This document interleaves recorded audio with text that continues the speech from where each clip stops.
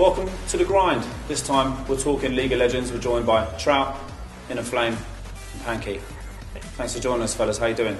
Yeah, not too bad. Good stuff. With Gfinity so close, you know, it's time to start really talking about what's going to happen and who are going to be the main sort of characters. But the primary thing, the primary question that is at the top of my head at the moment is, do you think an event like Gfinity can really help develop the UK League of Legends scene? I think big time. Like the UK League of Legends at the moment, we've got multiplayer running a couple of I-Series events, but that's it on their own. They need some competition.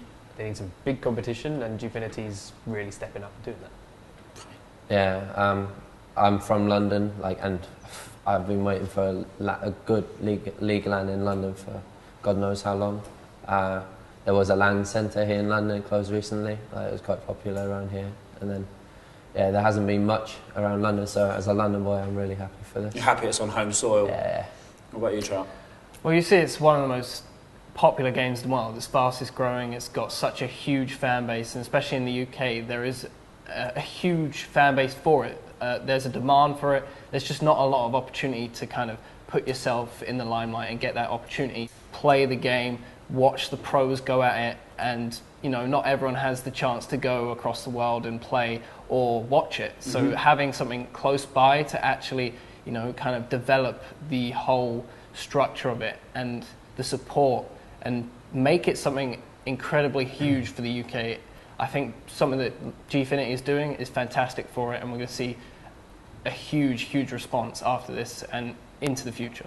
So you talk about a huge response. Do you mean a huge response in an increase in people playing, an increase in people participating, watching? How do you mean? Everything. We're going to see huge participation numbers. We're going to see huge support from companies that want to put on similar shows, try and be the #1 provider for that kind of investment. So we've got some really sort of top teams attending, some teams with some huge potential. Out of those teams that we've got at Gfinity, who do you think is really going to rise to the top and do incredibly well? Copenhagen Wolves have just won DreamHack, so they've got that big victory behind them. Right. Ozone Giants just fell out of the LCS, so they've had that kind of big world stage experience before. So those are the two teams most people are going to expect to be in those final two. But there's a couple of surprises mixed in there as well. There's a couple of new rosters that we haven't previously seen on LAN. Honestly, it could go any way. I don't see one team in this lineup, like some tournaments have, that you can just say they're going to win it and that's it. Heimerdinger Colossi were that, but they kind of got cannibalised by the pajamas. Yeah. What about you? TCM. Obviously, you run TCM, so you would say that. Yeah, I'm one of the managers there, so it's not a bias. It's not a bias. It's just you're actually it's not that a bias. confident. They're gonna win. They're gonna win. Yeah. Not just do well, gonna win. No. Cards on the table. Statement made. TCM gonna win. Yeah. Might be a bit nice to Copenhagen Wolves. Maybe give them a bit of how can you say it?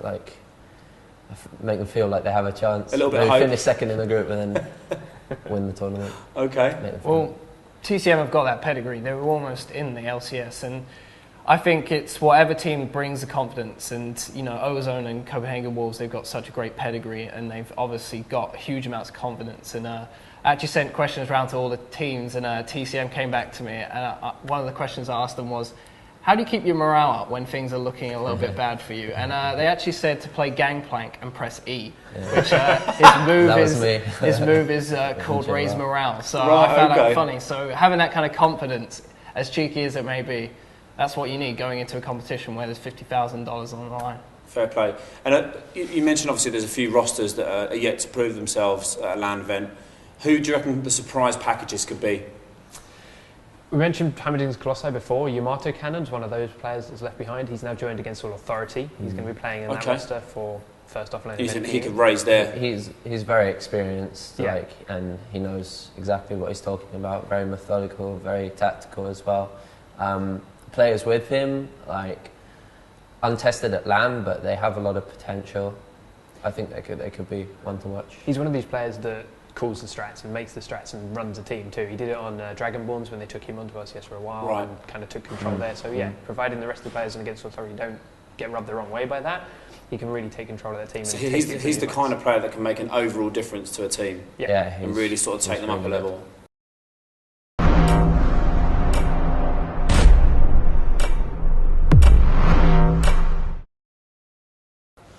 And we've been nice, we've had the love-in, we've said which teams we think are going to do really well, so let's get the cards on the table then, fellas. Which teams are going to fail, which teams are going to flop, and make the early exit? TCM. TCM. So we've got TCM going to win it, TCM going to absolutely fall away and get nothing out of it. Just got to say it. It's just to wind him up. Yeah, exactly. I disagree. Yeah, that's fine, and you would do, but that's fine. God, why don't you manage your team? I can't see Nexus doing well. Why?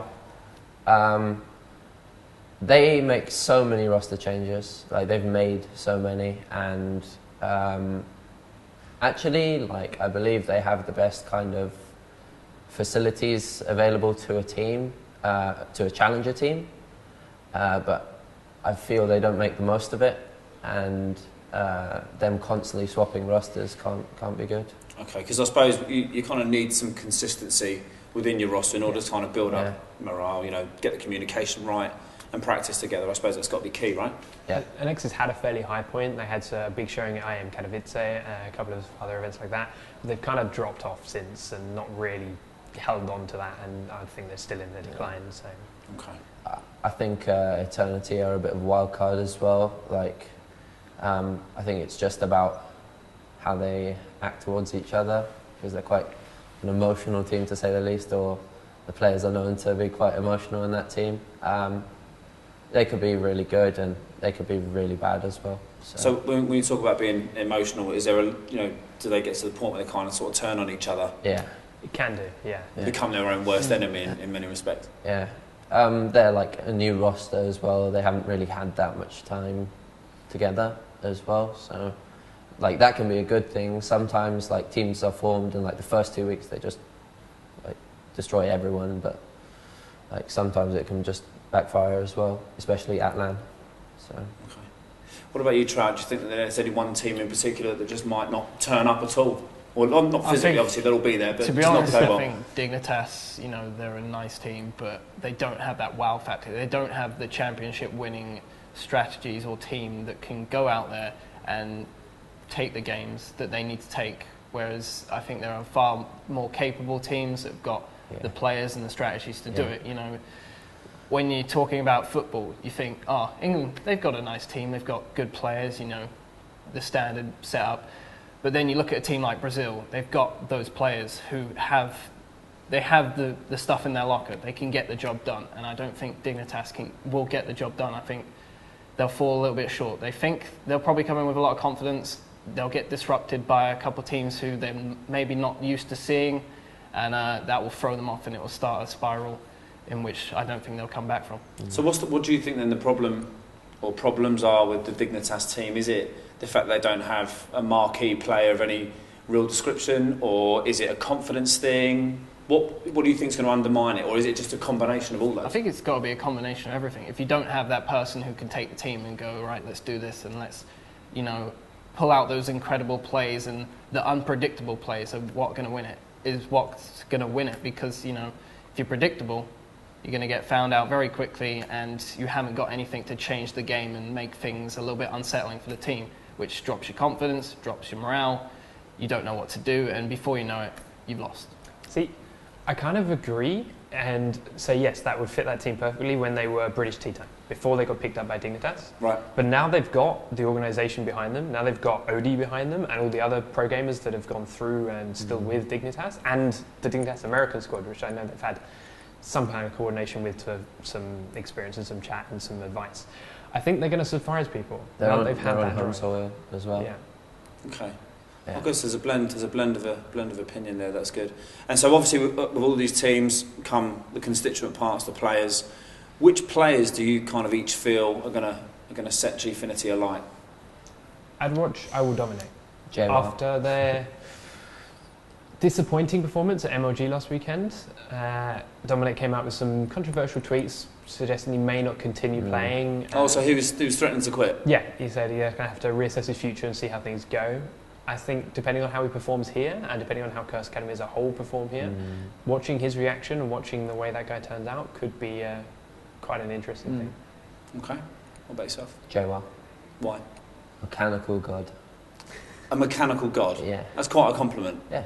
And he's deserving of that, I imagine. Yeah, he is. He's very wanted by many teams as well. But yeah, he's really quite a special player. And why is that? Is it because he's quite unpredictable, or is he just completely and utterly consistent all the time? Yeah, like I'd say he's quite consistent, but like he's the guy who can make those plays, and you can't really say that about many top laners. And I think J-Wow is one of them, and not many people know that because he hasn't really, I guess you could say, like hit it big, but like definitely at this level, and I think even like at a higher level, you could say as well, he could definitely like make some trouble. Okay, Trout, what about you? Looking forward to seeing anyone in particular? Reckles. I'm a big AD Carry fan, and I love watching AD Carries play, and I think he's got some fantastic skills. Maybe not the best AD Carry that I've ever seen, but he's definitely up there as one of the main guys to watch out in this tournament. I think these guys probably agree with that. Well, he's someone that comes with quite a big reputation. There's a lot of hype around him. You started going, maybe not. You're not convinced? I think Wolves make him look good. Like they play around him, like protect the reckless, as the rest of Europe call it. That's how they play. So you got to protect your AD carries. Yeah, but there's it's really like their whole strat revolves around protecting reckless. Like they pick Shen whenever they can, just to like just chance like that. Okay, good stuff. Thank you very much for joining us today, guys. All the action is live on the 13th and 14th of July. It's on Twitch. All the information on how to view is on the website. That's gfinity.net. You'd be absolutely bonkers to miss it. These guys have told you the teams are there, the players are there. The action is going to be, they're going to be fireworks. So tune in, don't miss it, and we'll see you there.